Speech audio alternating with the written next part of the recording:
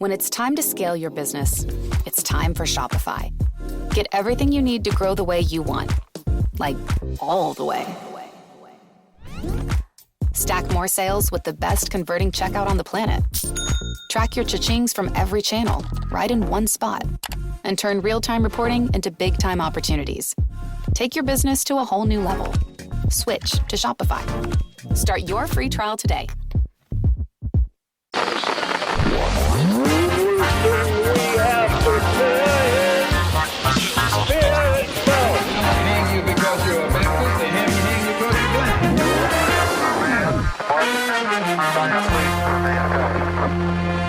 Você está ouvindo o História FM.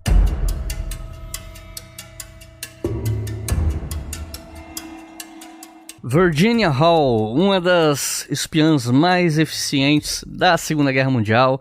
Esse é o tema de hoje do História FM. Eu sou Iclis Rodrigues e para falar sobre esse assunto, eu convidei Clara Schettini, a quem eu passo a palavra para se apresentar para vocês. Então, Clara, seja muito bem-vinda. Fique à vontade para se apresentar para o pessoal. Bom, Iclis, muito obrigada pelo convite. Meu nome é Clara Schettini, como você já falou, eu sou formada em História e fiz mestrado em Ciências da Religião. O foco da minha pesquisa é sobre o apagamento das mulheres na história das religiões cristãs. E atualmente eu estou fazendo doutorado ainda em Ciências da Religião, falando sobre a participação de algumas mulheres na tradução de alguns livros sagrados importantes para algumas instituições. Meu interesse maior, então desde o começo, quando eu fazia minha graduação, eu olhava, pesquisava sobre religião, né? Meu orientador que me convidou para participar do PIBIC, ele pesquisa sobre religião, e aí ele me deixou à vontade para escolher sobre qual religião eu iria pesquisar, e aí depois ele me deixou à vontade para especificar no segundo ano do PIBIC sobre o que eu queria pesquisar. E desde o início eu sempre tive interesse por história das mulheres e sobre questões de gênero. Eu faço parte de um grupo de pesquisa na Universidade Católica aqui de Pernambuco, que é o Cactus, que é um núcleo de estudo de gênero que tem aqui. Eu faço parte também do Mandrágora, que agora tem o nome Gira, que é um núcleo de estudo de mulheres, gênero e religião. Então esse é um assunto que sempre me chamava a atenção. Então, a partir do momento que eu comecei a pesquisar sobre isso, eu comecei a aprofundar um pouco mais. Aí foi quando eu fiz o projeto do mestrado para pesquisar sobre o apagamento das mulheres dentro da instituição religiosa que eu pesquiso, que é a Igreja de Jesus Cristo dos Santos dos Últimos Dias, mais conhecida como Mormons. Então é isso. Vamos conhecer um pouco mais sobre os meandros da vida de Virginia Hall, depois que eu dar um recado para vocês.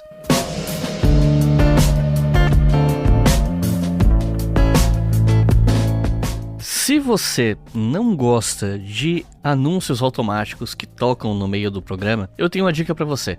Se você acessar apoia.se/obrigahistoria, o link tá aqui embaixo na descrição, e apoiar o História FM com R$5 por mês, você pode ouvir os nossos episódios com antecedência, pode baixar o arquivo do episódio para ouvir em qualquer dispositivo ou qualquer maneira que você preferir, e você pode ouvir os episódios sem anúncios automáticos. E repito, apenas por R$5 por mês. Mas se você não puder apoiar com esse valor, com R$2 por mês você já ajuda o História FM a permanecer no ar. E os nossos novos apoiadores e apoiadoras são Jefferson Vieira, Júlia Fagundes, Júlia Freitas, Gustavo Trento, Paulo Garcia, Adriana Jardim, Thiago Brandão, Humberto Alvim e Fabiane Monteiro. Muito obrigado, pessoal. É graças a vocês que o História FM existe. E se você que está ouvindo quiser apoiar também, é só acessar apoia.se/obrigahistoria, o link está aqui embaixo na descrição. E se você quiser apoiar de maneira pontual, ou sem recompensa, ou de uma outra maneira que não precisa fazer cadastro, você pode fazer isso pela chave Pix leituraobrigahistoria@gmail.com. A chave Pix também está aqui embaixo na descrição.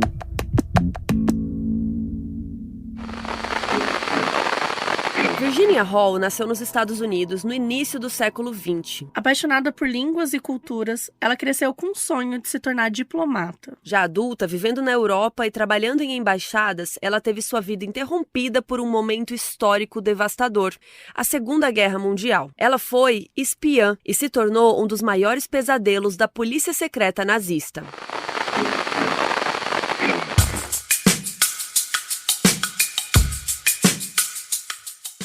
Para começar essa conversa, eu queria pedir para você contextualizar um pouco a situação da espionagem aliada durante a Segunda Guerra Mundial. Porque quando a gente pensa na guerra, normalmente o público lembra muito das grandes batalhas, dos tanques, dos bombardeios, mas existia toda uma guerra clandestina acontecendo paralelamente, né? Então eu queria pedir para você explicar como é que funcionavam organizações como a SOA britânica, a OSS dos Estados Unidos, Quais eram os objetivos delas, né? E por que o trabalho de agentes infiltrados em países ocupados era tão importante naquele contexto? Então, essa é uma parte que eu acho que é uma das mais interessantes quando a gente vai estudar um pouco sobre a Segunda Guerra, porque é um tema muito explorado, especialmente pelos filmes, pelos livros, né? É um assunto muito interessante, mas geralmente se dá foco a uma parte que é mais cinematográfica, que aparece mais, que seja mais interessante para a ação. Mas essa parte do cotidiano é uma coisa que era muito importante e que fazia muita diferença no desenvolvimento e nos resultados da guerra, né? No que iria acontecer na guerra. Inclusive, eu recentemente estava assistindo um filme e aí as pessoas mostrando o dia a dia das pessoas, né, na guerra, e uma pessoa que estava assistindo comigo comentou, né? Como assim eles estão saindo para jantar, eles estão fazendo... Então, a vida continuava acontecendo naquelas cidades que estavam acontecendo a guerra e por dentro dessa situação toda, eles precisavam ter momentos para poder... Era o que acontecia a infiltração desses órgãos que são tão importantes e que são citados aqui no livro da Sonia Purnell, né? Que é a SOE, que é a SOE, que é um departamento de Special Operations Executive que tinha de Londres, né? E mais tarde, quando ela foi fazer parte, quando os Estados Unidos também entrou na guerra, né? Da OSS. E aí, no dia a dia, no cotidiano, né, dessas cidades que estavam mergulhadas nessa guerra, as pessoas...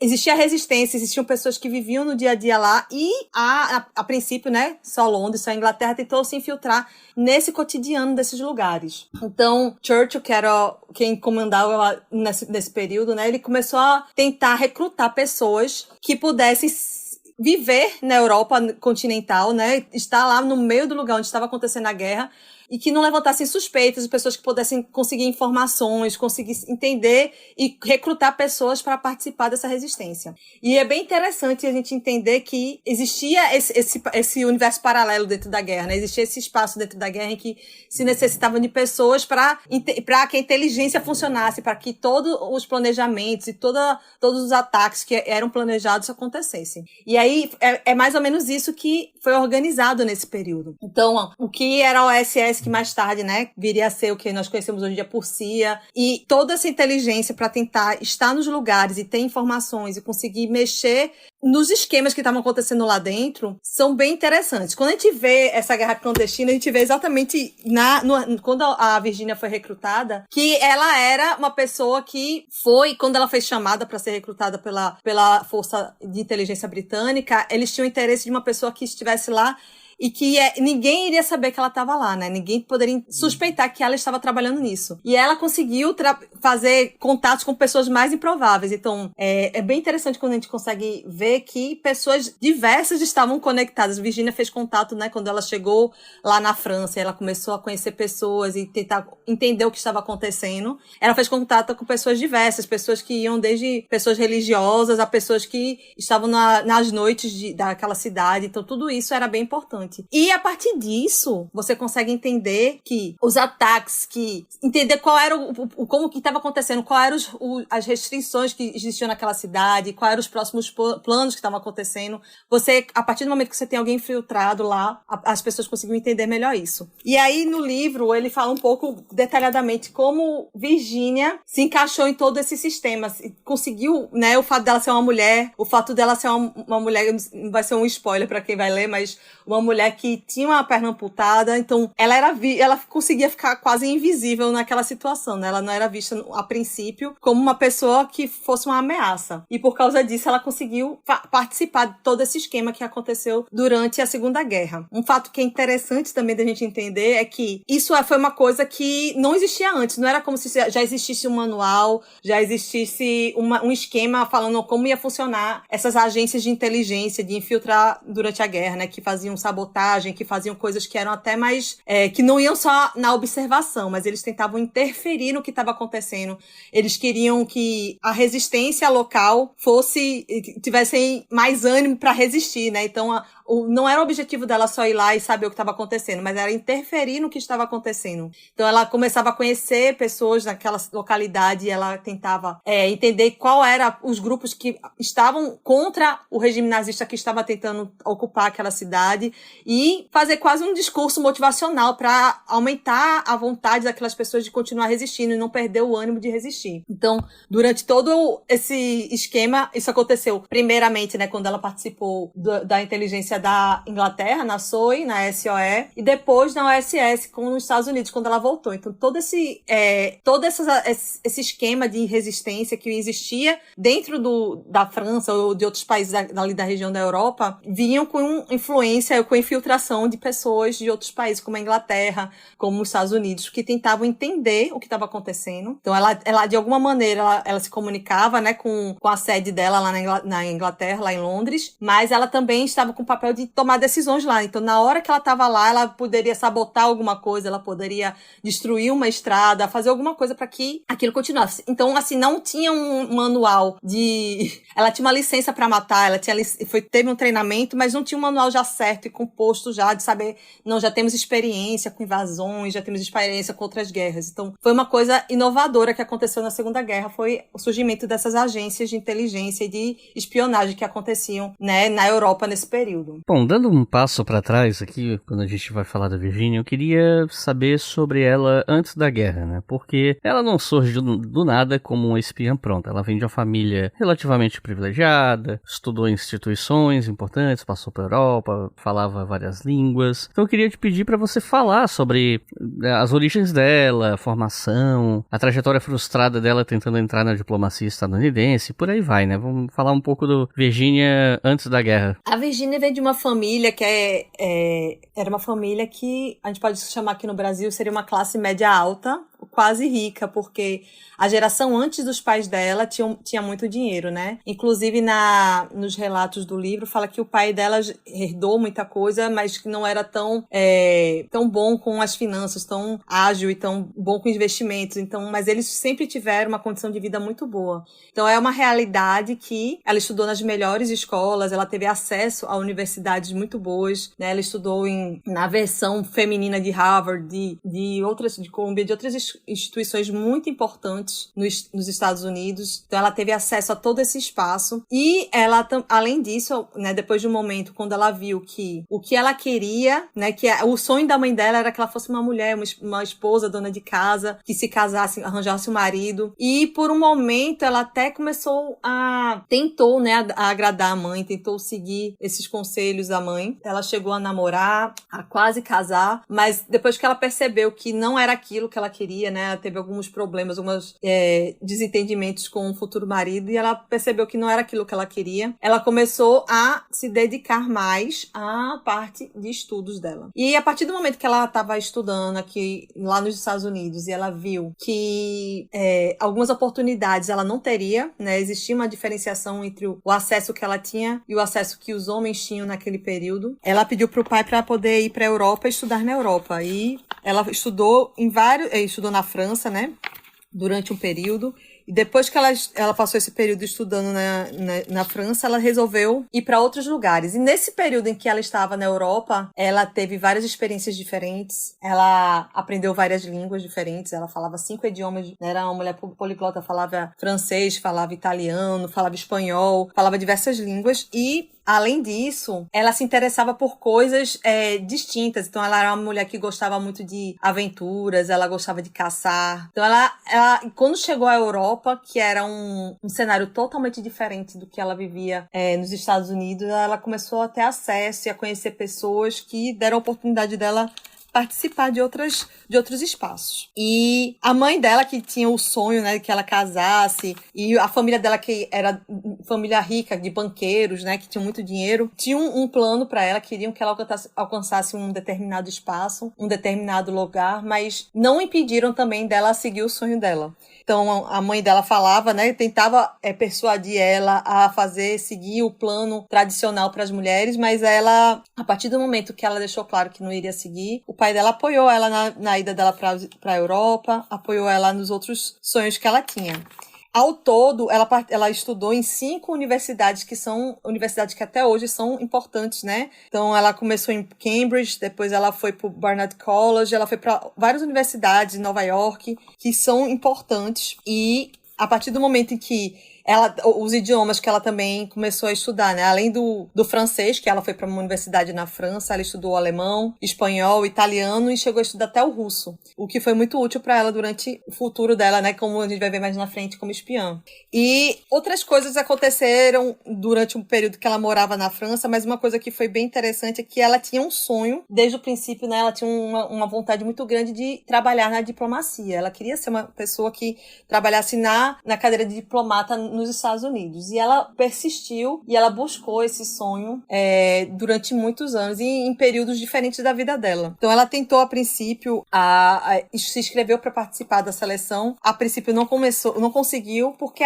era minoria, mulheres não tinham muito espaço nesse lugar, né, da diplomacia norte-americana. E ela começou a trabalhar na diplomacia com diplomatas, mas não como o cargo que ela almejava, que ela sonhava. Ela começou a trabalhar como auxiliar, como secretária, então ela trabalhava na parte burocrática. Ela continuou planejando, então ela conseguiu trabalhar em alguns espaços assim, que tinha contatos com embaixadores, com cônsules, mas ela não era esse o objetivo dela. Ela continuava buscando o sonho dela de se tornar uma diplomata.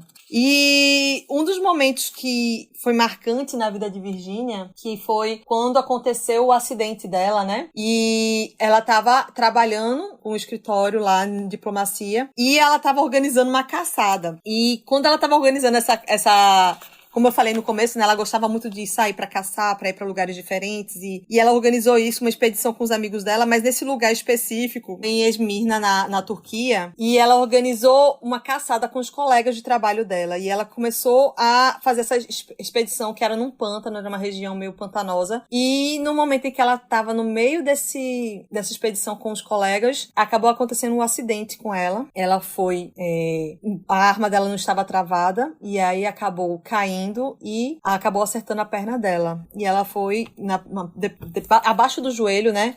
Mas o pé dela foi atingido e ela começou a sangrar muito e ter um ferimento muito sério.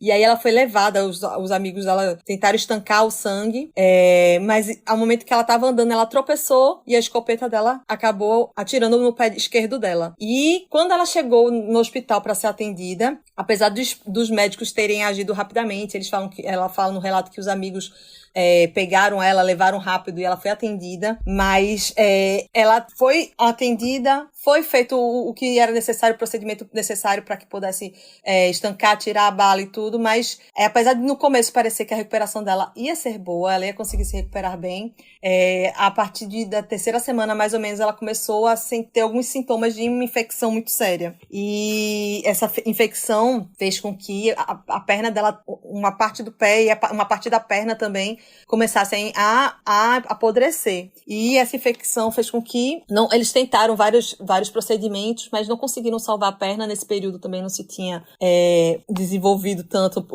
uma época antes dos antibióticos, né, não se tinha conhecimento sobre esse tipo de medicamento. Então ela precisou amputar a perna para que ela conseguisse sobreviver e continuar viva. Foi amputada abaixo do joelho. E ela estava nessa época com mais ou menos 27 anos. Então aos 27 anos Virginia enfrentou esse desafio muito grande e ela, nos relatos, né, em todos os lugares que você vê falando sobre ela, as pessoas falando sobre ela, fala que ela foi realmente uma época bem difícil para ela, mas que ela não demonstrava tanto. Então ela tentou, apesar dessa situação toda que ela estava passando, ela tentou voltar a trabalhar normalmente. Ela era secretária, né, da embaixada lá na Turquia, e ela tentava continuar vivendo como se nada tivesse acontecido. E aí o cônsul, né, norte-americano de lá falou para ela que é para ela descansar, mas ela queria já voltar ao trabalho, já se mostrar que tinha superado aquilo, e isso fez com que depois de um tempo ela voltasse, a infecção da perna voltasse, e ela quase veio a falecer mesmo, ela quase morreu por causa dessa tentativa dela de continuar fazendo tudo como se nada tivesse acontecido.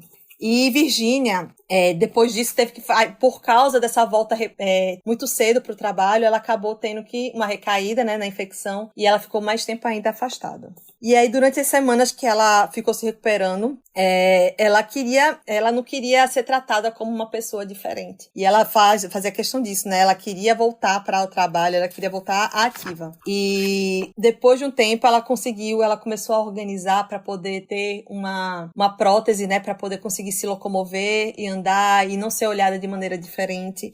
E essa perna, essa prótese que ela tinha, era uma perna que era formada com uma parte de alumínio e uma parte de madeira e pesava em torno de 4 quilos. Então ela começou a ter que se adaptar a essa nova realidade, onde ela tinha que se locomover e com uma perna que pesava, né, que eram 4 quilos, além disso do incômodo, né, de ter aquela prótese que ela tinha que se adaptar à dor que ela sentia ao andar com ela. E teve várias situações em que teve novas infecções por causa do atrito entre a perna dela e a prótese, então machucava, faziam alguns hematomas, e isso não fez com que ela desistisse do sonho dela de ser diplomata. Então, apesar desses desafios que ela enfrentou, ela continuou trabalhando.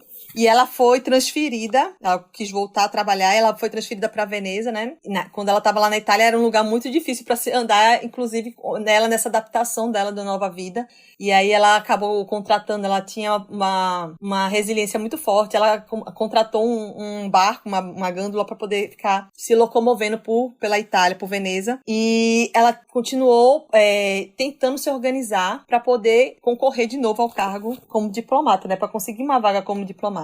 E a mãe dela, nos relatos conta que a mãe dela ficou muito preocupada, né, com tudo isso e tentava falar com a filha, né, foi pra ficar com ela um tempo para ajudar ela na recuperação, mas ela falou que ela cita aqui que eram desacordos constantes, então cada dia parecia que era um desacordo maior, porque a mãe tinha o sonho para Virginia que ela fosse uma mulher que seguisse o que ela almejava, né, que era ser uma dona de casa, casar, ter uma família. Mas a partir desse momento, a Virginia decidiu voltar a concorrer. Ela concorreu novamente ao cargo de diplomata. Ela fez todos os testes, fez tudo o que precisava, mas ela conseguiu como ela trabalhou em várias embaixadas, ela tinha vários contatos, mas a partir do momento que chegou na última etapa desse processo, ela acabou não sendo contratada porque oficialmente falaram que por ela ser amputada, ela não teria acesso a esse espaço. Então, a partir dessa realidade, né, ela volta como só no cargo de secretária, que para ela não era o suficiente, ela voltou, mas ela entendeu que ela não conseguiria ocupar o cargo de diplomata. E a parte muito que mostra a determinação dela é que ela acaba trabalhando, volta como secretária, mas ela vê que aquilo não é o que ela quer, não é o que ela almeja para a vida dela. E uma passagem interessante do livro que cita é que apesar de tudo isso, né, apesar dos desafios, ela nesse último instância de ser contratada, ela fala que chegou até o Roosevelt para poder ver, as pessoas conversaram com ele para poder conseguir que com ela fosse contratada. E a Sônia, né, que é a autora do livro, a Sônia Purna, ela fala o seguinte, numa parte, na página 33. Roosevelt havia superado a semi-paralisia por pólio para chegar ao cargo mais alto de todos. Ainda assim, por mais irônico que fosse, não viu motivo para continuar com aquele assunto. Então, quando falaram com ele sobre a contratação de Virginia, né, tentaram falar que era uma ótima moça, que trabalhava muito bem, várias pessoas intercederam por ela. Por ela ser amputada, ele não aceitou que ela continuasse concorrendo à vaga. Então, Virginia passou por isso, né? Ela era uma menina que tinha uma família de classe média alta, ou quase rica, na verdade, naquele período dos Estados Unidos. E a gente pensa que após estudar em vários lugares e passar por ter acesso a vários espaços, ela tinha determinação de conseguir alcançar. Ela tinha um sonho, né? Esse sonho que acabou sendo tirado dela por causa de um acidente. E o que acontece depois, né, a partir do momento em que ela começa a trabalhar, volta a trabalhar e ela vai trabalhar numa posição boa em outros lugares, trabalha com outros cônsules, outros embaixadores, mas ela não esquece o sonho dela anterior de ser diplomata. Mas a partir do momento que esse sonho passa, a partir do momento que ela vê que não vai ter acesso a isso, ela para de trabalhar com isso, né? Ela vai buscar outros meios de alcançar ela vai buscar outros sonhos, na verdade. E é interessante que nesse período que isso está acontecendo, é o período em que tá a Europa está, antes da Segunda Guerra, naquela preparação de um clima de pós-Grande Depressão, né, de consequência da pós-Primeira Guerra. Então tá um clima meio difícil em alguns países, você consegue ver algumas coisas acontecendo, mas ela pediu exoneração do departamento em 1939. Então ela pede para sair e apesar de ela ter esse sonho inicial de poder ser diplomata, ela via que ela não ia conseguir isso e ela começa a tentar ver outros meios de poder ser influente, de trabalhar e de ter alguma força ou trabalhar numa coisa que ela veja que tem realmente uma mudança na sociedade, que ela consegue ver que tem uma influência na sociedade. E ela começa a vender artigos para uns jornais norte-americanos que esse fato, né, o fato dela ter feito isso, vai ser bom no futuro quando ela começa a trabalhar como espiã, mas ela começa a trabalhar em coisas assim. Como ela tinha uma segurança, né, ela tinha uma vida que possibilitava ela a fazer esse tipo de escolha, então para ela é mais fácil, né? Então quando eu tava lendo o livro e entendendo sobre Virgínia, eu ficava pensando sobre isso, né? Ela tinha uma disponibilidade de tempo de recursos financeiros para escolher estudar, depois ela parava de estudar, ela começou a trabalhar, e quando um trabalho ela via que aquilo não era o que ela esperava, ela parou durante o período para poder trabalhar com outras coisas, e inclusive durante a guerra, você vê que a princípio ela ia trabalhar em alguns lugares, ela falou, não paga tão bem, o livro comenta algumas vezes, não pagava tão bem, mas ela ia pelo ideal dela, ou pelo sonho que ela tinha de fazer aquela diferença. Apoiada em uma perna artificial que ela mesma apelidou de Cuthbert, e mesmo assim cruzava a França ocupada fazendo exatamente o que Hitler mais temia, organizando resistência, sabotando o Reich e provando que o controle nazista não era absoluto. This episode is brought to you by Perfect Bistro Cat Food. Hey guys, today I'm interviewing my cat about his perfect bistro food. Percy, you seem to be a big Perfect Bistro fan. Care to comment? Totally. What do you like about it? You love the high-quality ingredients? And the delicious flavors, of course. Yeah, that makes a ton of sense. Listen to Percy, guys. Visit perfectbistro.com to try it for your cat.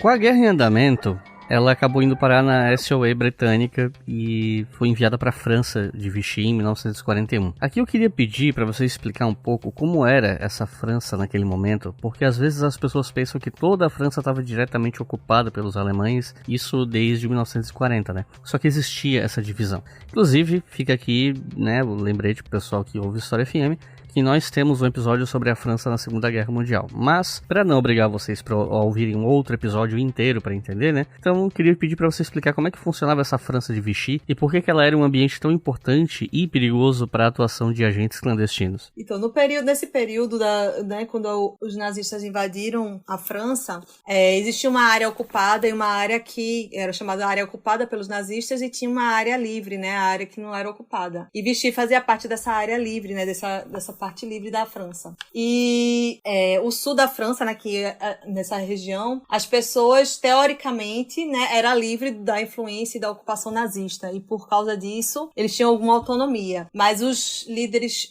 franceses, né, os generais que ficaram responsáveis por essas áreas, alguns deles tinham uma certa simpatia pelo regime nazista, que era o caso do general que cuidava de Vichy. E inclusive no livro ele fala um pouco sobre como foi difícil para Virgínia conseguir ficar infiltrada, porque além de, apesar de ser uma zona livre, existia a inteligência, a Gestapo, a inteligência alemã, tinham agentes infiltrados, né, a paisana, que estavam pela cidade tentando encontrar pessoas que estavam de alguma maneira criando resistência ou fortalecendo uma rede de resistência contra o nazismo. Então, Virgínia fala um pouco sobre isso, a Sônia fala um pouco sobre isso no livro, e a princípio Virgínia chegou lá e ficou disfarçada, né, tentou se ambientar, mas ela viu que ali ia ser muito difícil para poder trabalhar por causa do general que trabalhava lá. Então, o Marechal Pétain, que era o líder da época lá na França, ele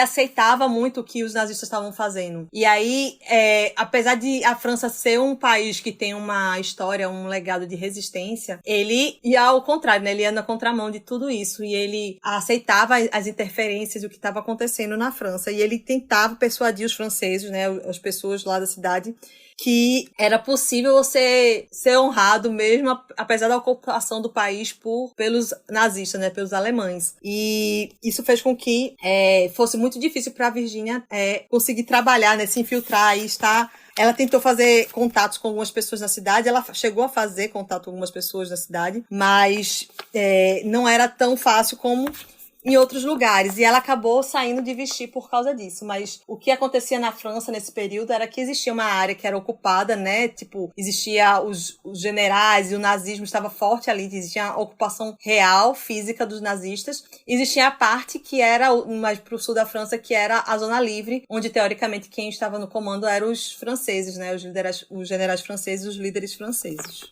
A Virginia Hall acabou criando a rede Heckler em Lyon e começou um trabalho extremamente amplo ali de apoio logístico, contato com resistência, esconderijos, fugas de pilotos abatidos, transmissão de informações. Então eu queria pedir para você explicar como funcionava na prática o cotidiano de uma agente clandestina como ela, né? O que ela fazia. Porque eu imagino que o público muitas vezes pensa em espionagem muito influenciado pelo cinema, mas a realidade devia envolver uma paranoia constante, improviso, corrupção, contato informais e uma tensão, né, especialmente no contexto de guerra. Embora, para alguns espiões, às vezes as coisas são menos tensas, a depender de cada contexto, né? Então, se você puder falar um pouco mais sobre isso. Então, como eu falei antes, a parte do sul da França, né, especialmente Vichy, era teoricamente uma zona livre, mas o regime que estava lá estava colaborando com os oficiais nazistas e com a Gestapo. Então, o que aconteceu foi que Virginia acabou indo para uma outra cidade, que é Lyon, e lá em Lyon ela foi onde ela se instalou realmente. E a princípio, quando ela chegou, como eu disse no começo, eu pesquiso sobre religião, né? Religião, história das religiões. Eu achei interessante porque ao longo de toda a história de Virginia, você vê várias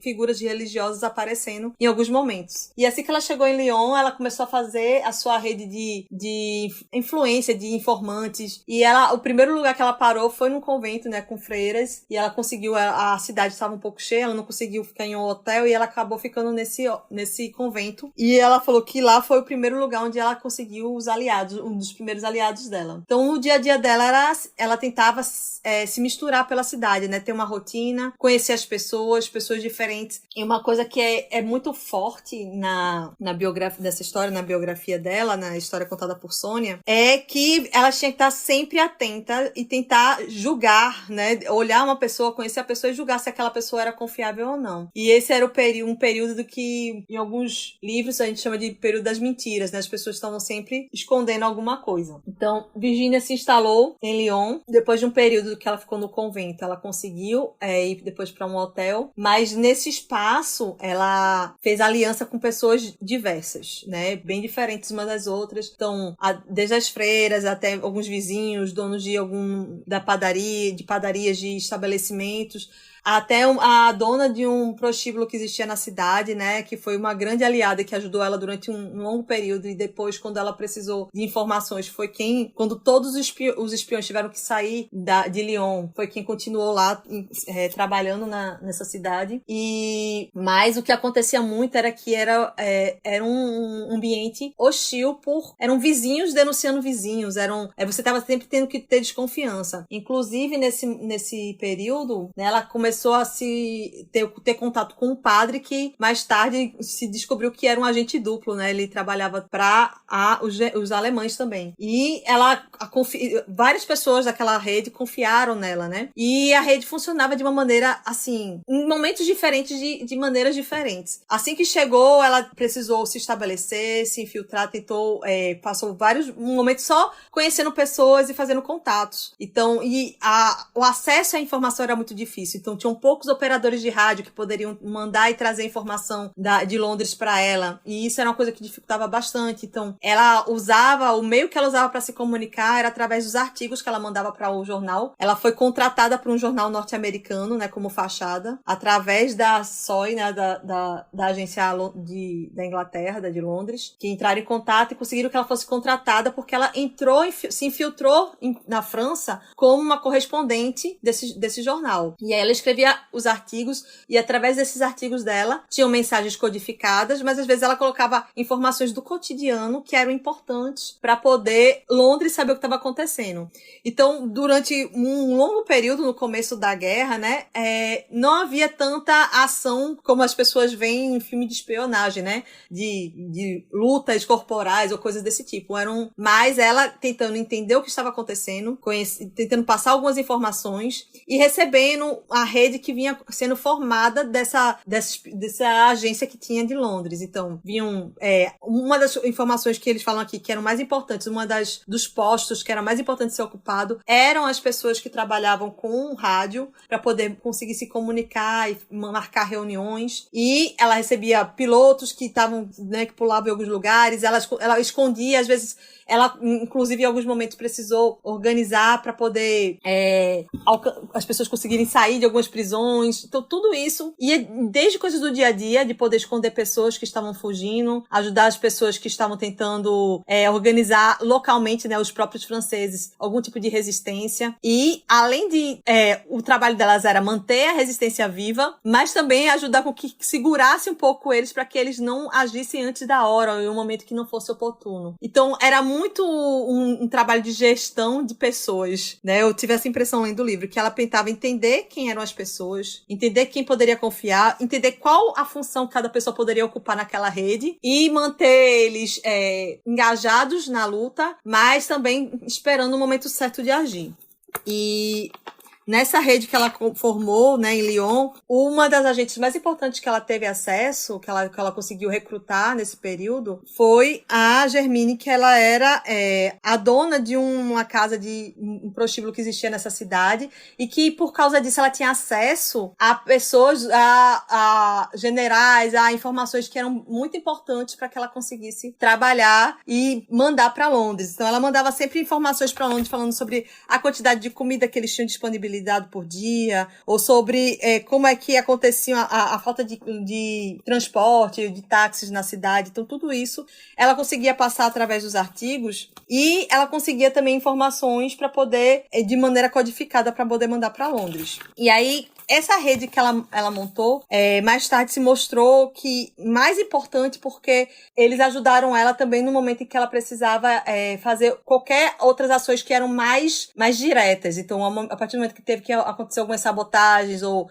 invadir algumas prisões ou alguma coisa desse nível, essas redes que levaram muito tempo ela construindo de maneira mais tradicional, de maneira mais calma, né, só com conversas ou conhecendo as pessoas, fez com que fortalecesse esses outros projetos, essas outras ações que ela precisou fazer mais à frente. Ela coletava informações diversas, então ela entendia qual era a hora que as informações que eram importantes, a hora que a polícia, os alemães iriam trazer suprimentos para aquela cidade, ou qual era o novo regime de troca de guarda. Essas informações ela ia coletando, fazendo amizade com as pessoas da cidade. Inclusive líderes locais que às vezes não abertamente conversavam com ela sabendo que ela era infiltrada, mas que davam algumas informações e simpatizavam com ela. Então ela teve várias pessoas que acabaram fazendo parte dessa rede. E nesse primeiro momento, essa era a principal função dela, era conseguir organizar uma rede de contatos que ela pudesse confiar e que fossem ajudar ela no futuro em qualquer missão, em qualquer projeto que ela precisasse executar. Uma coisa que chama atenção quando você lê sobre ela é a diversidade dos contatos que ela utilizava, né? Tem diplomata ajudando a mandar informação escondida, médico, resistentes locais, até uma dona de um bordel em Lyon oferecendo esconderijo, informações obtidas de oficiais alemães também, né? Que eu imagino que as moças que trabalhavam no bordel conseguiam para ela. Então eu queria te perguntar justamente sobre isso, né? Até que ponto o trabalho de espionagem dependia dessas redes informais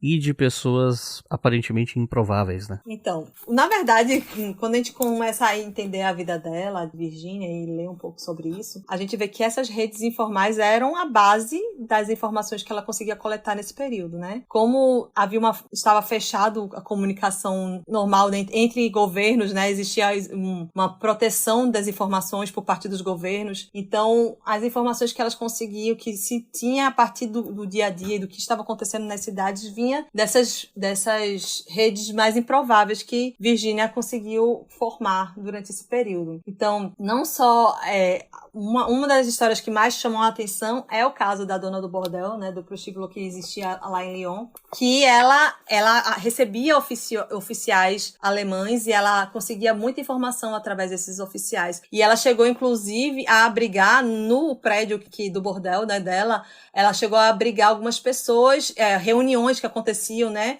Ela tinha um quarto que ficava reservado para poder abrigar pessoas que precisavam ser escondidas.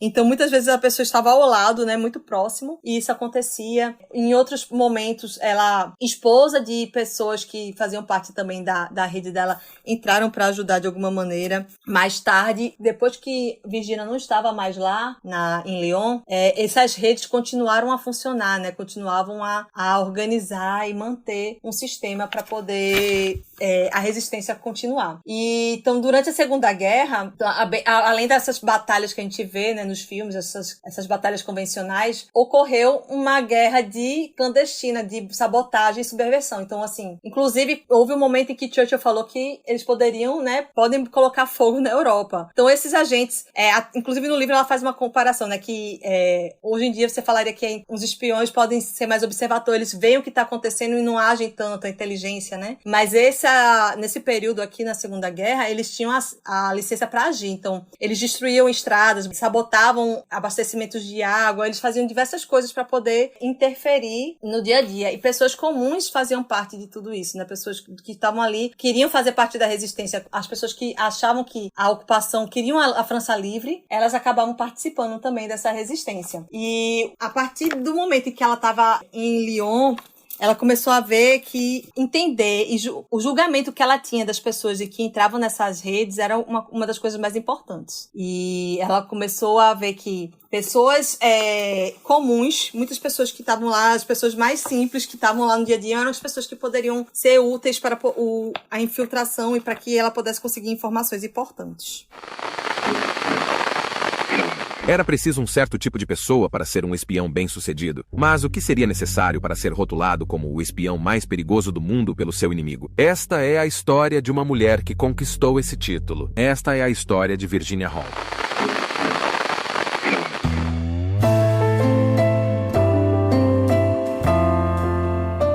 Uma característica que aparece o tempo todo na trajetória dela é a cautela, né? Ela evita reuniões suspeitas, ela desconfia de agentes considerados pouco seguros, corta contato com gente que poderia comprometer o trabalho dela, e mesmo assim, eventualmente, a rede dela acaba parcialmente infiltrada pelos alemães, né? Então eu queria pedir para você explicar como é que funcionava essa guerra de inteligência entre a resistência e a contra-espionagem alemã, especialmente a Gestapo, né? E a Abwehr também tentando infiltrar essas redes clandestinas e tal. Se você puder falar um pouco dessa infiltração. Então, existe uma história, né? Tem um personagem que é central nessa infiltração, mas que quando Virginia ainda estava em Lyon e começaram, eles ficaram um período sem conseguir ter comunicação direito com Londres, e quando a ocupação ficou mais severa e mais difícil de se conseguir locomover, eles começaram a querer se organizar melhor, e ela sempre desconfiava quando estavam muitos agentes juntos. Inclusive teve um encontro em Marselha e ela resolveu não ir, e foi quando vários agentes foram presos, né? Acabaram sendo capturados. E então um dos contatos de Virginia era um padre que a princípio conversou com ela como se fosse da resistência, auxiliou ela em algumas coisas, né? Deu algumas informações para ela. Então, a princípio, como ele começou a trazer informações e mostrar como se fosse um auxílio para ela acabou confiando nele. E durante alguns momentos ele estava presente. Então, nas reuniões que aconteciam no bordel lá em Lyon e alguns outros momentos, esse padre estava presente e ele conseguiu ver quem eram os agentes. Então, isso fez com que eles estivessem expostos, né? Ele viu o rosto de alguns agentes e ele conseguiu também ter conhecimento de algumas coisas que estavam sendo programadas para acontecer. E isso fez com que ele tivesse algumas informações que não deveria chegar até a Gestapo, mas que acabou chegando, e isso fez com que grande parte dos agentes que estavam na França nesse período fossem presos. E aí esses agentes que foram presos fez com que toda a organização e a rede ficasse muito mais frágil. Então, o livro conta a história de algumas situações desafiadoras, mas uma que se destaca é a infiltração desse agente duplo que conseguiu informações importantes e que acabou perseguindo vários agentes e que até o fim perseguiu Virginia, que fez com que ela tivesse até que desistir de ficar na cidade. Então, ela começou a ser conhecida por toda a França, né? A partir do momento em que esse agente infiltrado soube dela, ele começou a falar, descrever, dar informações, ela ficou sendo conhecida como a Dama Manca, né? E chegou esse termo sendo usado para se referir a ela.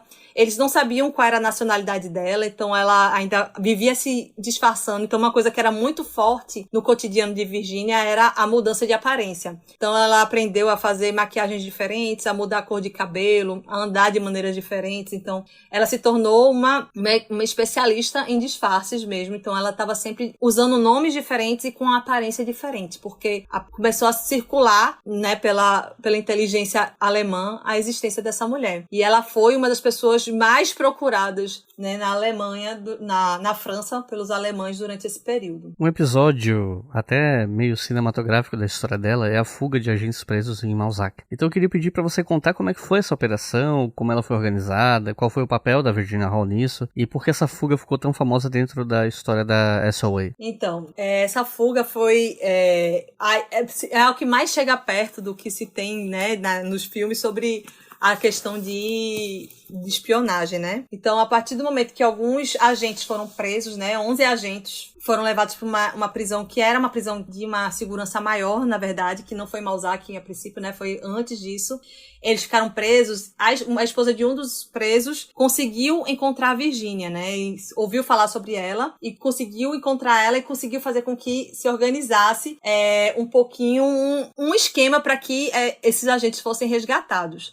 Então, a princípio, Virginia tinha contatos até entre os guardas mesmo de algumas prisões. Então, ela tinha vários contatos. E aí, um dos contatos dela conseguiu fazer com que esses presos fossem transferidos para uma prisão que não fosse tão vigiada como a primeira que eles estavam. E aí, eles acabaram indo para Malzac. E aí, lá foi toda uma organização, né? Todo um planejamento a longo prazo para que acontecesse essa fuga. E é uma coisa bem cinematográfica mesmo. Então, a esposa ia visitar esse marido, né, na prisão. E o padre ia visitar, vários componentes apareceram nessa prisão, né, foram visitar esses prisioneiros, e a cada momento que eles iam, eles levavam algum componente que eles precisavam para conseguir confeccionar uma chave para abrir o barracão onde eles ficavam presos. Então, cada vez que ia dentro de livros, dentro da comida, eles levavam alguma parte do que era necessário para se organizar essa fuga. Além disso, se fez amizade com um dos guardas também dessa prisão. Então, havia um esquema com os trabalhadores, né, com os guardas da prisão para poder organizar o lugar onde eles iam ficar e para ter... Uma das torres foi desativada por causa de um problema no sinal de antena. Então, esse guarda ajudou para que tudo isso também acontecesse. Além disso, eles usaram também sonífero para botar na comida dos outros presos que dividiam o barracão com eles. Então, foi um esquema bem complexo, né, com várias etapas, com várias pessoas diferentes envolvidas, e eles conseguiram organizar de um jeito que esses 11 presos conseguiram sair do barracão que eles estavam presos, né, do lugar que eles estavam presos. Eles chegaram até um ponto e teve um momento que eles estavam planejando todo essa fuga, em que um dos chefes do lugar onde eles estavam presos descobriu, né, que estava tendo essa fuga sendo planejada, e ele cobrou um suborno também para poder ficar calado e não avisar ninguém. Então foram vários pontos que poderiam ter dado errado, que acabaram não dando errado e chegando nessa fuga. Esses 11 presos conseguiram sair de Malzac, e eles foram, quando chegaram num determinado ponto, tinha um transporte esperando por eles, que levou eles para um outro lugar, um esconderijo, onde eles ficaram várias semanas. E então foi um planejamento muito, muito complexo para eles conseguirem saber o dia da fuga exato, né? Tinham sinais que eles faziam, quem estava dentro da prisão botava alguma coisa para fora da janela para poder entender se podia ou se não estava no dia, ou se não estava no dia da fuga. Então foi um esquema, Virginia fez todo um planejamento a longo prazo, né? E a partir do momento em que esses fugitivos ficaram na floresta escondidos durante semanas para poder depois sair para os seus lugares, né, separadamente, cada um indo para um lugar diferente. Inclusive, eles conseguiram plantar um boato dentro, né, da inteligência de que eles tinham sido todos, já estavam fora e já tinham saído num navio anteriormente. praticamente, e eles ainda estavam na França. Então, foi um planejamento, foi uma estratégia muito, muito bem elaborada por Virginia, e foi vista como uma grande humilhação, uma derrota humilhante pelos nazistas, né? Então, a partir dessa fuga, Virginia se tornou um alvo ainda maior, né? Uma pessoa que eles queriam ainda mais encontrar, porque realmente foi um marco muito grande na história desse lugar específico da guerra e da inteligência, né? Foi uma vitória muito grande para a inteligência britânica nesse momento da guerra. Em 1942, a situação dela na França começa a ficar meio insustentável, né? E aí acontece uma parte conhecida da trajetória dela, que é a fuga pelos Pirineus, inclusive usando a prótese da perna e tal. Teve ela mandando mensagem pro pessoal da espionagem falando que a perna tava dando trabalho, mas ela falou o apelido da perna dela e o pessoal mandou eliminar achando que era uma pessoa, enfim. Como é que foi essa fuga? Então, a partir do momento que Virginia começou a perceber que o cerco estava ficando cada vez mais fechado, né, lá em Lyon, ela decidiu, ela tentou contato com algumas pessoas e não conseguia se comunicar da maneira que ela fazia antes, né? Ela deixava mensagens em alguns lugares e marcava lugares de encontro, mas ela começou a perceber que o cerco estava se fechando e que a qualquer momento Lyon também seria ocupado e seria invadido por agentes da Gestapo. Ela começou a organizar a fuga dela. E ela pegou um trem até um ponto da França para de lá conseguir atravessar para a Espanha. E quando ela chegou nesse lugar lá na França, né, em Marseille, se eu não me engano, ela começou a organizar como ela faria para conseguir atravessar os Pirineus, né, que ela era especialista em saber rotas de fuga, né, ela conseguia fazer com que várias pessoas. Ela tinha uma noção de geografia muito boa. E ela sabia como fazer com que as pessoas conseguissem sair da França nesse período de ocupação sem serem rastreadas e sem serem vistas. E ela tinha um conhecimento grande que a rota nos Pirineus era um caminho seguro para poder conseguir sair da França. Porém, era uma travessia também muito desafiadora, né? São montanhas, né? Os Alpes que você atravessa com neve e com...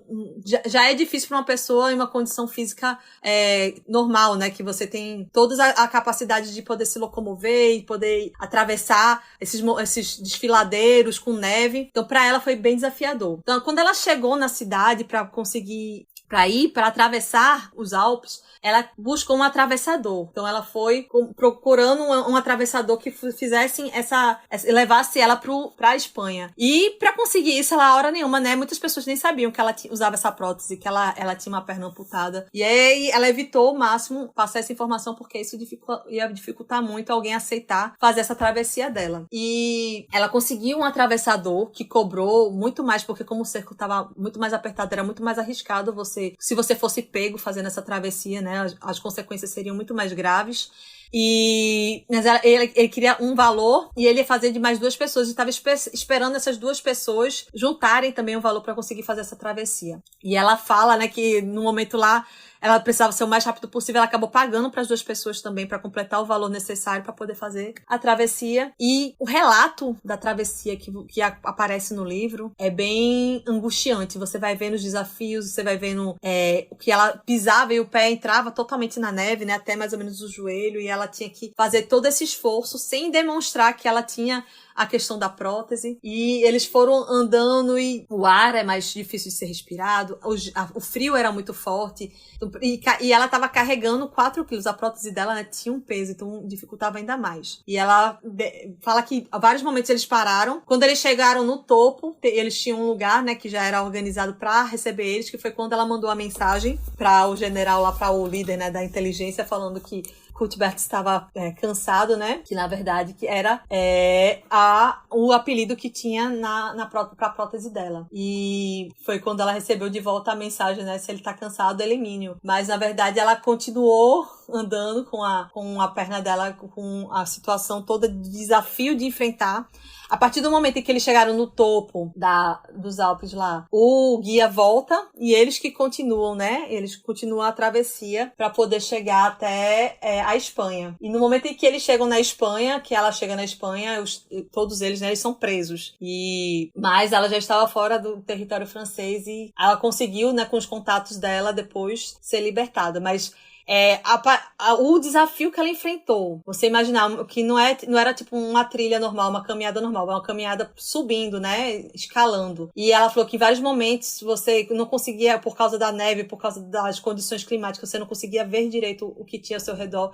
E por vários momentos ela esteve, quase escorregou, caiu e teve algumas questões. É interessante você ver que quando ela entrou nessa missão como um agente infiltrada, né, como espiã, acreditavam que ela tinha menos de 50% de possibilidade de sobreviver, né? E ela, ao passar do tempo, foi se tornando cada vez mais importante para a operação. E esse era uma coisa que era um desafio maior, né? Para conseguir fugir da França, e ela conseguiu chegar lá com vários problemas, né? Que ela chegou cansada, chegou machucada, mas que ela conseguiu atravessar, né? Os Alpes, conseguiu atravessar ali os Pirineus e conseguiu chegar na Espanha viva e se recuperar, né? E a partir daquele momento em que ela conseguiu sair daquele lugar que estava perigoso, ela era uma das mais procuradas.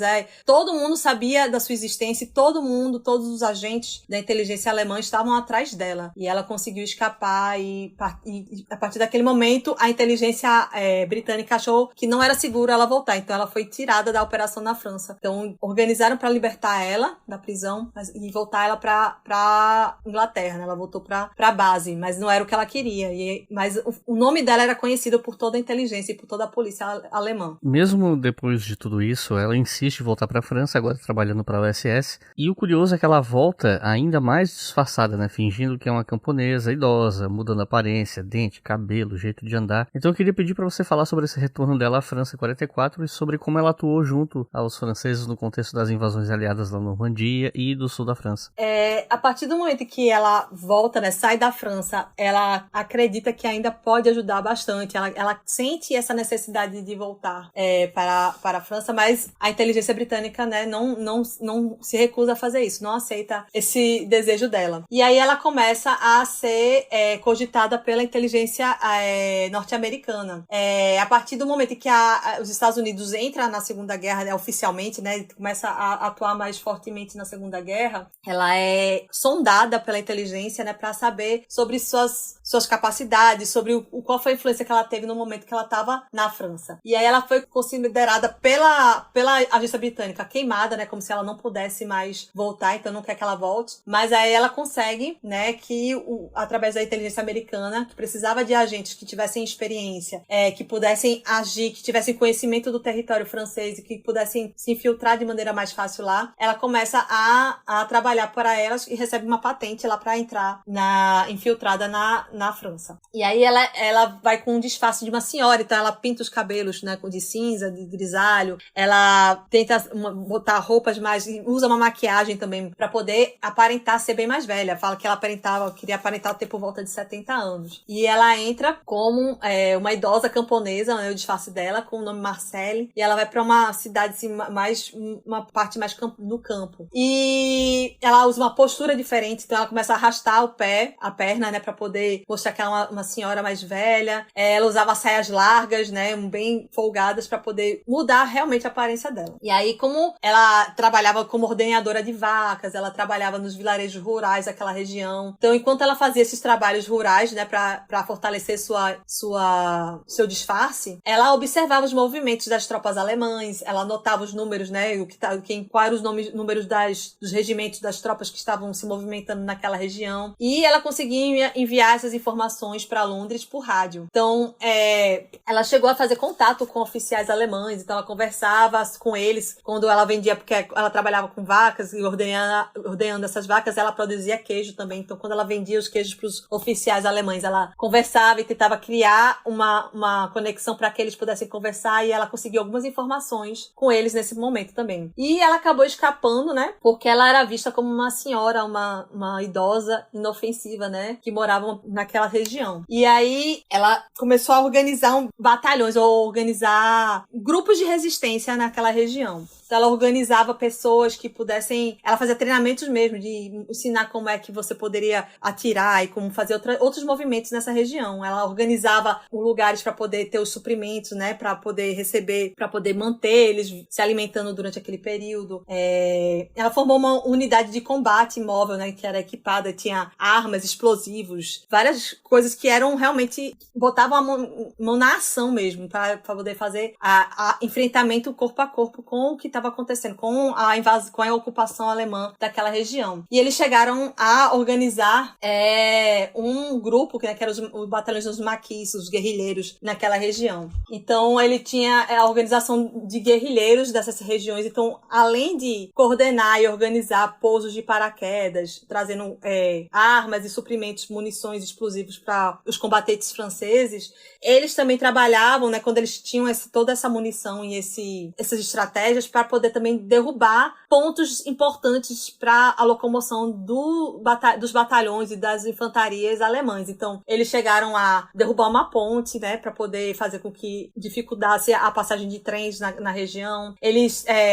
Ela liderou também uma operação que deixaram algumas cidades sem receber suprimentos, né, em estado de sítio, para poder as pessoas desistirem das ocupações. Ela fez algumas emboscadas, né, então ela atacava comboios com soldados alemães, destruíam caminhões. Então foram, a partir desse momento em que ela estava trabalhando para a OSS, né, ela começou a ter uma ação mais efetiva, mais que de destruição mesmo, de ação em sabotar modos de transporte, modos de alimentação das infantarias e do exército alemão. Então, sobre a liderança dela, as forças da resistência mataram muitos alemães, né, e capturaram prisioneiros também, fizeram com que algumas cidades fossem libertas. Então, a inteligência e a estratégia que ela usou foi muito importante para poder desmantelar e desorganizar a inteligência na região onde ela foi nesse segundo momento, quando ela voltou com a inteligência norte-americana para a França. Gostamos de pensar que temos a imagem completa da luta entre as potências aliadas e do eixo, mas tropas, tanques, navios e aeronaves são apenas parte da história, pois por trás de cada batalha cataclísmica existe um mundo silencioso, secreto e mortal dos espiões.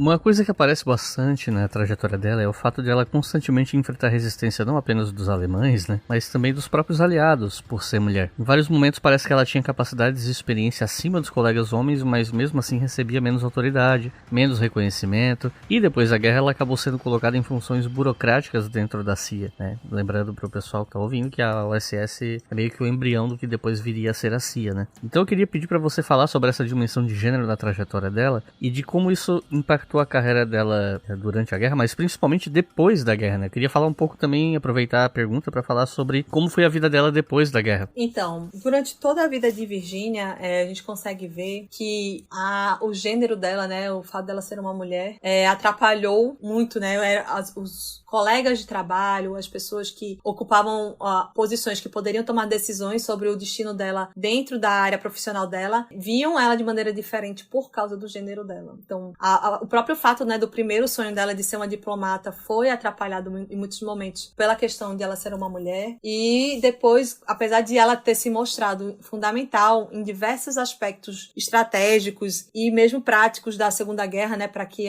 os aliados conseguissem diversos feitos durante a Segunda Guerra, ela, apesar de toda essa importância que ela teve nessas estratégias, após com o fim da guerra, quando ela voltou para os Estados Unidos, ela acabou sendo colocada em cargos burocráticos, né? Ela não ia para trabalho de campo, ela só trabalhava de maneira com a papelada e com relatórios. Então a questão de gênero aparece em várias partes da vida de Virginia.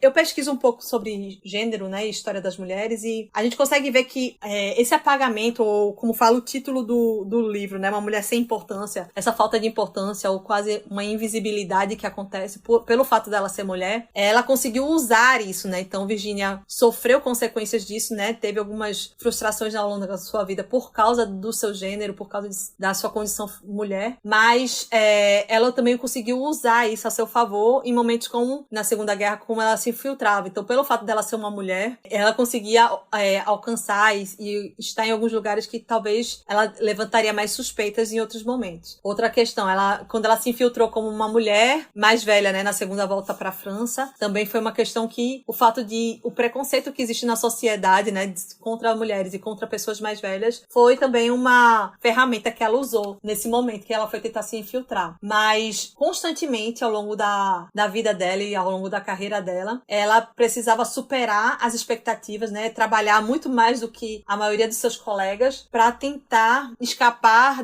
da marginalização, apesar disso, muitos momentos ela não conseguiu ocupar os espaços em que ela estava preparada ou estava apta a ocupar. Então, desde o início, ela teve a ideia de que, quando ela quis ocupar o espaço na SOI, né, para entrar como espiã pela inteligência britânica, alguns momentos ela recebeu resistência dos colegas, né, ela vista como algo que não poderia ocupar aqueles espaços, mas ela ocupou espaços de ação real, né? Nesse período, geralmente as mulheres eram colocadas como datilógrafas ou como decodificadoras, né? Trabalhavam num espaço mais de escritório ou burocrático. Durante a Segunda Guerra, ela conseguiu trabalhar em campo, né? Ela estava lá no campo e aí teve alguns chefes que enfrentaram um pouco ela ou que ofereceram resistência para ela, né? O Alain, mesmo que foi nomeado chefe oficial do circuito em Lyon, ele achava que Virginia não era capacitada para ocupar a posição que ela ocupava, né? Ele tentou sabotar ela algumas vezes, né?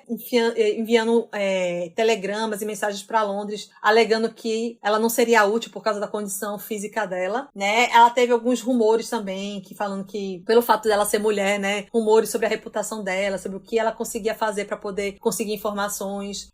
Mas, apesar de tudo isso, né? Ela recebia os mesmos postos que, do início, ela teve muita dificuldade de conseguir ter alguma promoção dentro da sua carreira dentro da inteligência britânica. Então, ao contrário dos homens que tinham, às vezes, entraram com uma posição parecida com ela ou mesmo igual, ela não chegou a receber nenhuma patente militar na SOI, né, comparável ao que os outros colegas de profissão dela receberam, né? Então, depois, quando ela entrou pela inteligência norte-americana, houve muito ceticismo em relação à posição o que ela iria fazer, né, na inteligência durante a Segunda Guerra. E alguns combatentes, alguns capitães franceses, né, que eram da resistência, falavam, né, que quando ela tentava organizar ações, falava que dava certas ordens para capitães que eram da resistência francesa, eles se ofendiam pelo fato dela ser uma mulher, né? Falavam, quem você acha que você é para poder dar ordens a mim? Então, algumas vezes isso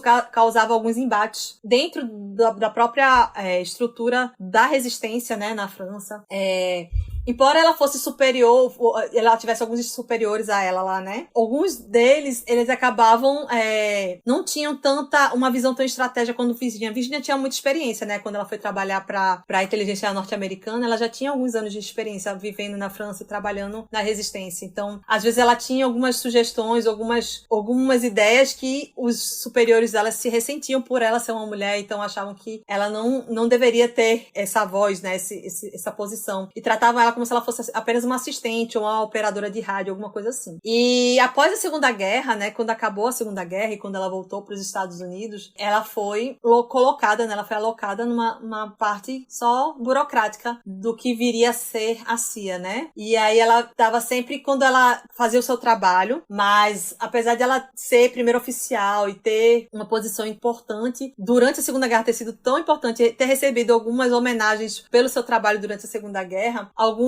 oficiais, quando avaliavam o trabalho dela, né, os superiores dela, falavam que ela não conseguia conter emoções, então todo aquele estereótipo de ser uma mulher era trazido, né? Ela não conseguia manter a calma, ela às vezes falava com muita emoção, usava ironia, então isso aparecia também nos relatórios dela depois dos seus superiores, né? E ela foi forçada a trabalhar como subordinada de pessoas, né, de oficiais que no período anterior tinham patentes inferiores a ela, então ela não teve um reconhecimento, assim que voltou da guerra, ela não realmente recebeu o reconhecimento de tudo que ela fez, né? Então, a própria organização, a própria CIA, mais tarde, falou sobre isso, né? Falou sobre como Virginia foi marginalizada, ou foi, né, diminuída quando voltou da Segunda Guerra, né? Que a experiência dela e tudo que ela fez, né? Todo o trabalho dela foi importante, né? Então, hoje em dia, né, na história da agência da CIA, lá nos Estados Unidos, a Virginia é vista como um caso de destaque, né? De superação, de exemplo para ser seguido por outros agentes. Mas, oficialmente, ela foi um caso de discriminação por causa do gênero dela, né? Por sua condição como mulheres, né? Então, habilidades extraordinárias dela, que ela tinha nesse período e que ela usou durante um período, mas depois foi colocada de lado quando ela voltou para os Estados Unidos, foram desperdiçadas. As habilidades que ela poderia ter desenvolvido dentro da agência foram apagadas por causa do sexismo que existia na instituição nesse período. Para terminar, eu queria te perguntar sobre... falar um pouco de memória, mas principalmente sobre apagamento, né? Quando o assunto é essa pessoa, né? A Virginia Hall, porque mesmo ela tendo sido considerada muito perigosa pelos alemães, ela recebeu condecorações e tudo mais, o nome dela meio que foi deixado de lado, né? E aí, como você estuda justamente essa questão de apagamento feminino na história, queria pedir para você comentar a respeito. Então, quando a gente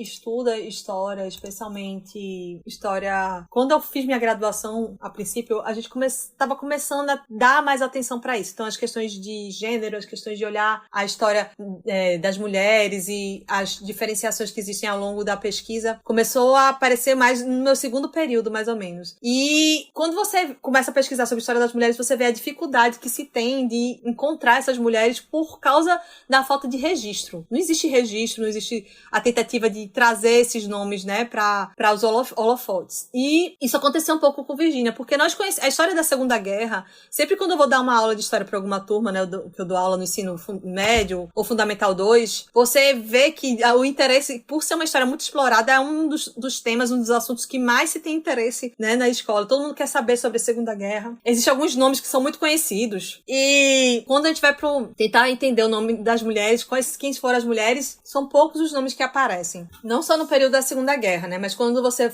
vai pesquisar sobre as mulheres em diversos períodos da história, você vê a dificuldade de se encontrar fontes, se encontrar registros oficiais.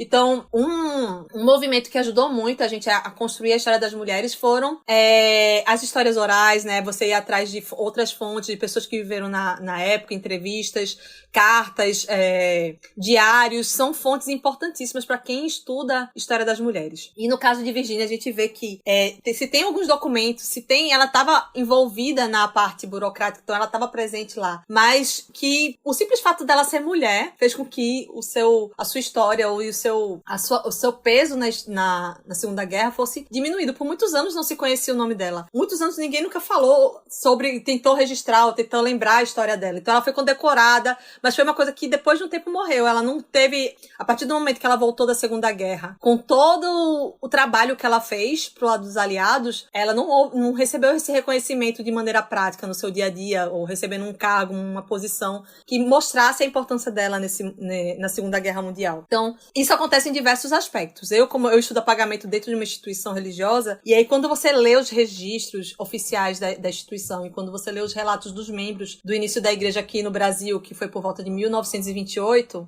você consegue ver a importância. Eles citam várias mulheres que foram fundamentais, que a igreja só conseguiu se estabelecer, só conseguiu crescer, só conseguiu trazer mais pessoas, trazer mais membros, por causa de mulheres. Quase 80% da congregação no começo da igreja era formado por mulheres.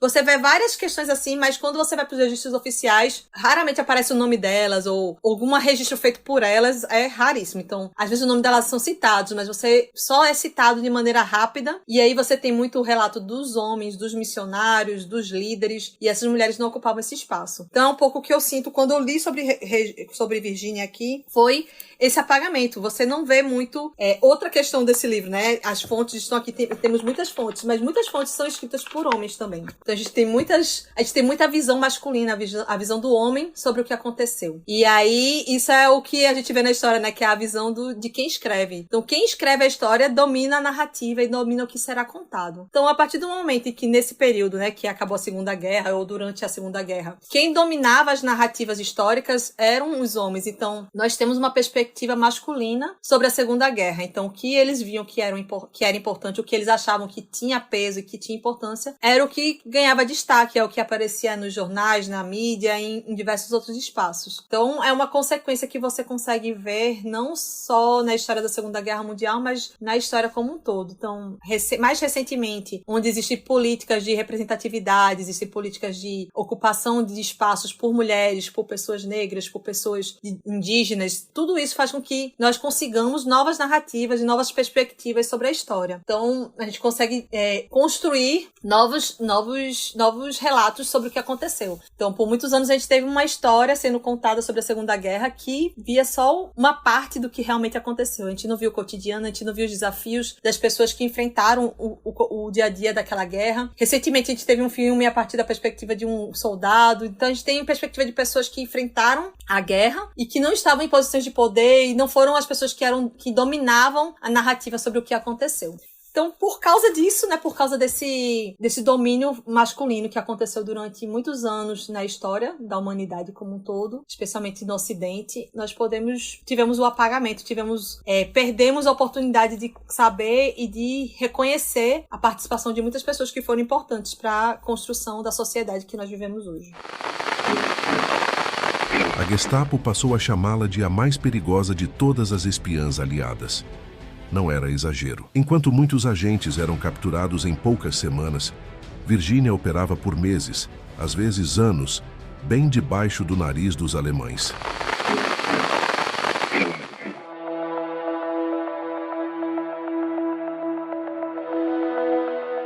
Nesse final de programa, normalmente eu tenho perguntado para as pessoas como elas tratariam esses assuntos dos programas, né, em sala de aula. Ou no ensino básico, ou no superior.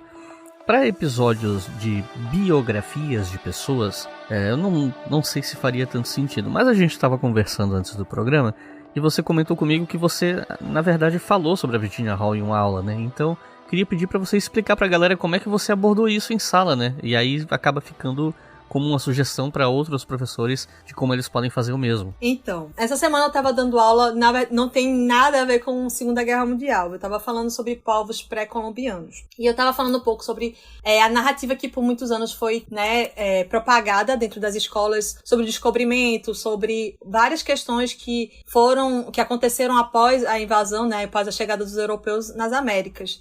E como é importante a gente tentar desconstruir algumas narrativas e desconstruir algumas visões. E aí eu usei vários exemplos com eles, eu falei sobre...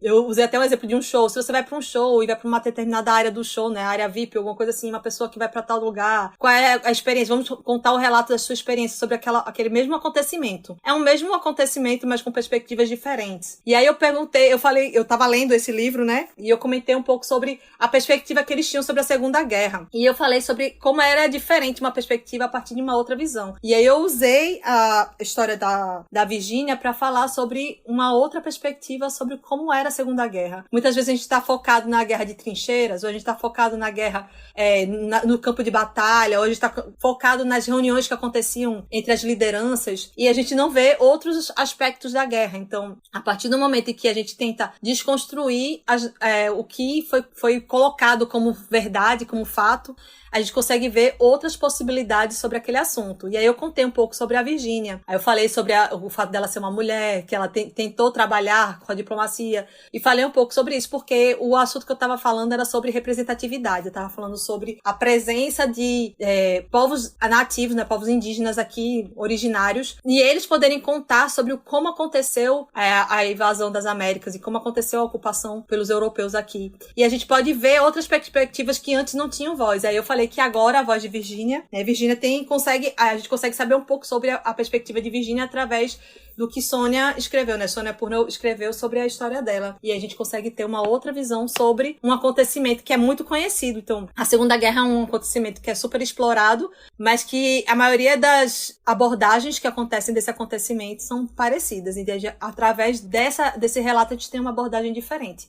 E é um livro que, na minha perspectiva, foi um livro fácil de ler, não é um livro complexo, não é um livro que você fala, não, esse é um livro de história de teoria ou de universidade. Não, é um livro que você consegue ter acesso qualquer pessoa consegue ler e entender o que estava acontecendo e traz uma perspectiva diferente sobre a história da Segunda Guerra. Então, quando eu usei dessa maneira em sala de aula para mostrar que existe uma possibilidade de você ver outras perspectivas sobre o que está acontecendo, que é uma habilidade que a BNCC pede para apresentar para os alunos, né? Sobre eles conseguirem ver outras perspectivas sobre acontecimentos históricos. Para terminar, eu queria pedir para você sugerir leituras para o pessoal que está ouvindo, que quiser saber mais sobre o assunto ou sobre temas correlatos ao assunto de hoje. O que você recomenda? Então, sobre mulheres e apagamento das mulheres, tem vários escritores que são interessantes para mim. Eu gosto muito de ler Michel Perrault, né, que tem o apagamento das mulheres na história também. Mas eu pensei em alguns livros também. Eu gosto muito de literatura. Eu sou uma pessoa que gosto de ver, especialmente literatura ficcional, mas que é baseada em fatos históricos. Acho muito interessante. E tem um livro que é bem interessante, que é baseado numa história real, né? Mas que é escrito em quadrinhos, que fala sobre a Segunda Guerra, que também dá uma perspectiva um pouco diferente sobre a Segunda Guerra, que eu achei que conversa um pouco com o livro da Sônia, que é Maus, né? Que é uma história em quadrinho que conta a história de uma pessoa que viveu, um judeu que estava na Segunda Guerra. E acho que traz uma perspectiva que eu achei muito, muito interessante, que é um pouco dolorida, um pouco pesada, mas que conseguiu passar um pouco uma visão sobre outras pessoas que estavam vivendo durante a Segunda Guerra, né? Como eu falei, a perspectiva que a gente teve aqui sobre uma mulher infiltrada como uma espiã, e aqui é a perspectiva de um judeu que estava infiltrado. Tem também um livro que é muito conhecido, que já é um pouco batido, que é escrito por uma mulher, né, que teoricamente é o diário dela, tem algumas edições, né, não é totalmente, mas é o diário de Anne Frank, que tem também falando um pouco sobre a Segunda Guerra, e é uma possibilidade de você ver uma menina, né, uma mulher, falando sobre a experiência dela, como foi o que ela sofreu durante esse período. Então eu achei que conversava um pouco também com o livro da Sônia pra gente ter essa visão sobre isso. E eu gosto também de ver um pouco como outros lugares do mundo, porque às vezes a gente acha que a gente chama de Segunda Guerra Mundial, né? E parece que o mundo todo estava vivendo aquilo, afetou o mundo todo, mas outros lugares como a América do Sul, outros países, tiveram consequências da Segunda Guerra, mas a vida tinha uma visão diferente sobre o que estava acontecendo. E Isabel Allende, que é uma escritora, ela é ficcional, né? Ela escreve, mas tem muitos fatos, ela se baseia, né? É uma ficção que se baseia na história. E ela fala um pouco no livro dela, Violeta, que ela fala 100 anos da vida de uma pessoa e passa pela Segunda Guerra. E ela fala um pouco a perspectiva das pessoas que moravam no Chile sobre o que estava acontecendo durante a Segunda Guerra. Eu acho que também é uma leitura interessante para quem gosta, né? De uma leitura diferente do que de fugir um pouquinho do relato biográfico e da história real.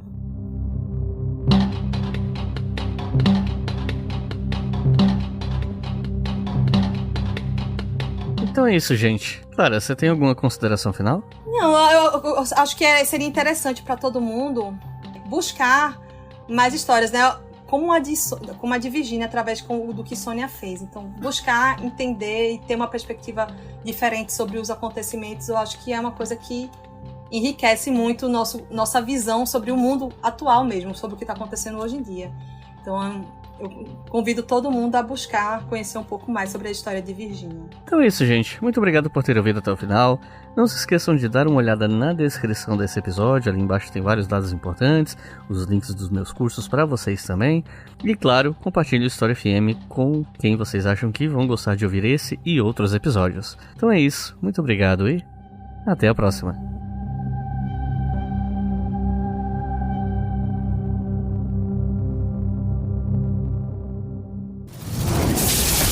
Esse podcast foi editado por Samuel Gambini, samuelgambiniaudio.com.